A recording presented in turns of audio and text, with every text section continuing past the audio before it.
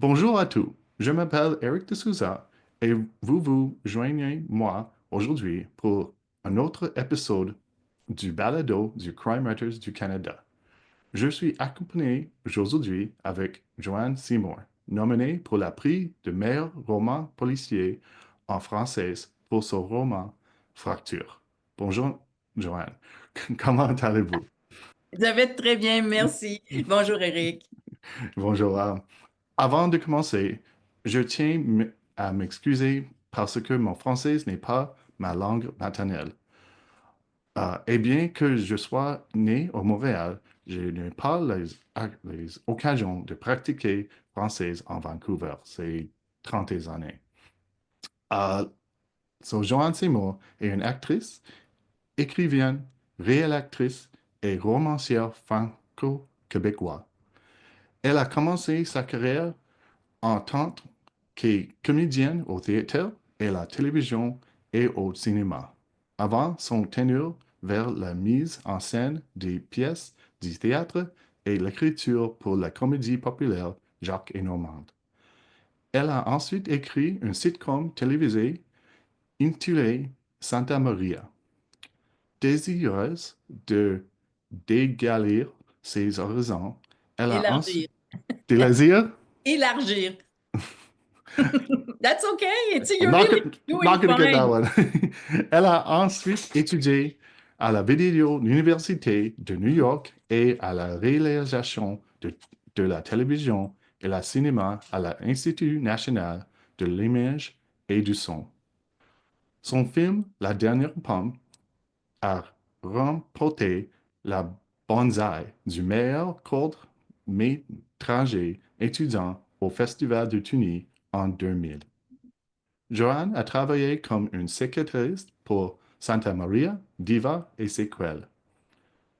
La réalisatrice pour la télévision du Emma, sans titre, Chanson pour Anna, La dernière pomme et L'Invitation, avant de se lancer dans l'écriture des romans policiers du Cape McDougal en 2015. Ah, 2005. It's 2005. Oh, I'm sorry, typo, Yeah, 2005. it's okay. It's 20 years today of my first novel. Today? Well, today. No, Well, either in way. this In year. Let's say this year. Congratulations. Thanks. Elle a adapté La Cri de cerf, la première roman de la série sur le titre séquel. La mini-série a été diffusée pour la première fois sur les ondes du Series Plus et on a reculé les meilleures cotes d'écouter jamais enregistrées pour une production interne. Il a poursuivi sa carrière sur Crave et la sienne est maintenant diffusée sur Netflix.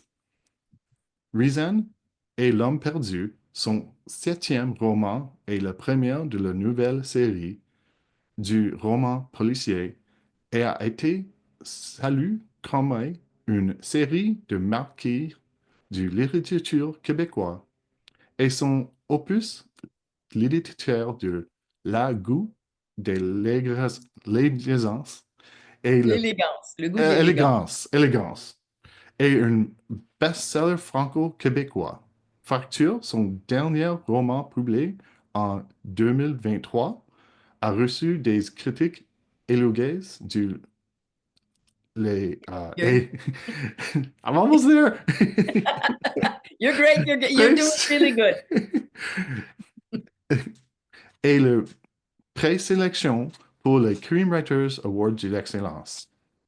Joanne travaille également comme une détectrice et conseillère en scénario et elle est le fondatrice du Printemps Moutier, un festival policier. I'm sorry. Bravo. Un festival policier populaire dans la ville de Knowlton, au Québec, au 2012 au 2005. Joanne, votre roman Fracture, vous racontez l'histoire des trois hommes qui ont subi du abus sexuel dans leur enfance. Ce n'est pas un sujet dont on parle souvent. La traumatisme de le masculin est presque un tabou social. Pourquoi voulez-vous l'explorer?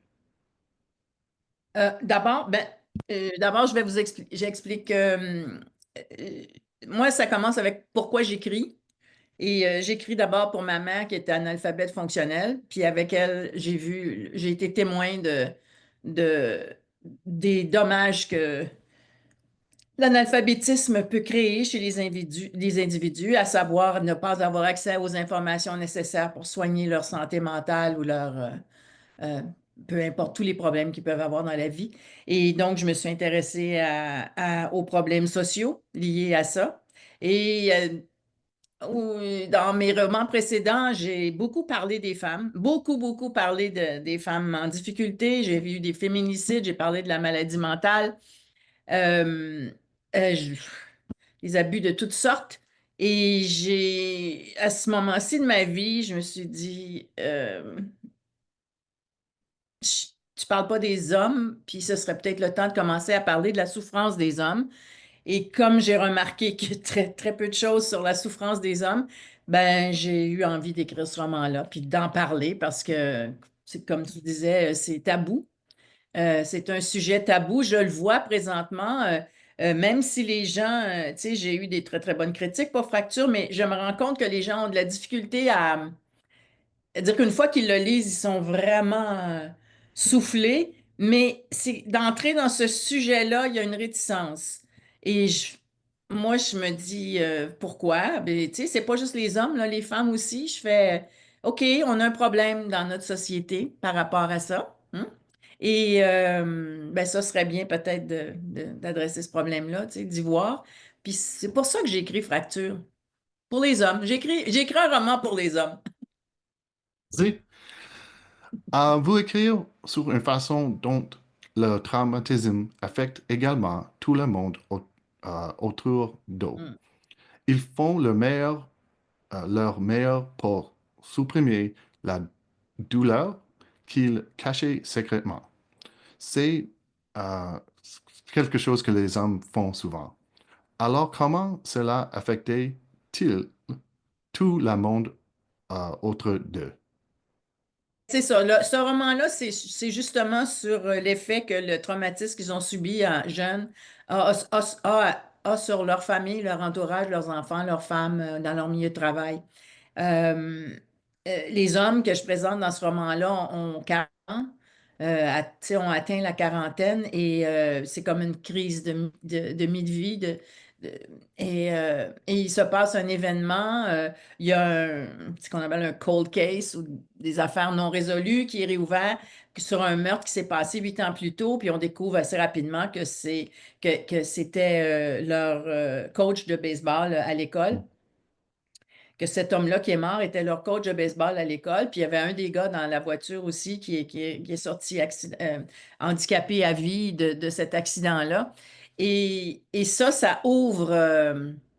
Et c'est à partir de là, les trois hommes, ce qu'ils se cachent depuis 40 ans, depuis pas 40 ans, mais depuis l'âge de 12 ans, et parce qu'ils sont dans cette période-là de leur vie, parce qu'il y a cette enquête-là qui est réouverte sur l'accident, euh, ben, tout le traumatisme qu'ils ont subi cherche à sortir. Et en cherchant à sortir, ce que ça fait, c'est que il y a l'un d'eux qui est finalement un père exceptionnel, professeur exceptionnel, qui tout d'un coup devient violent. Un autre qui buvait était un alcoolique fonctionnel, devient un alcoolique à peu près plus fonctionnel. Et et un troisième qui avait des problèmes liés à la sexualité. On voit qu'il s'enligne pour être un abuseur, un abuseur. Et c'est ce que je décris dans ce. C'est pas joli, là. It's not nice. C'est pas. J'ai tendance à vouloir parler en anglais. C'est pas joli ce qui se passe. C'est pas. Tu sais, ces gars-là sont des gars marqués.